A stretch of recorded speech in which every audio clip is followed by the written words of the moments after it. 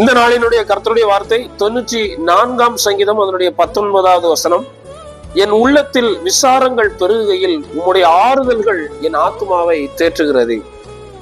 நாளிலும் நம்முடைய உள்ளத்திற்குள்ளே அநேக விசாரங்கள், வேதனைகள் பெருகுகையில், பிரச்சனைகள், நெருக்கங்கள், போராட்டங்கள், ஸ்தோத்திரம், கலக்கங்கள் பெருகுகையில் கர்த்தருடைய ஆறுதல், வேத வசனம் சொல்லுகிறது உம்முடைய வசனமே எனக்கு ஆறுதல்.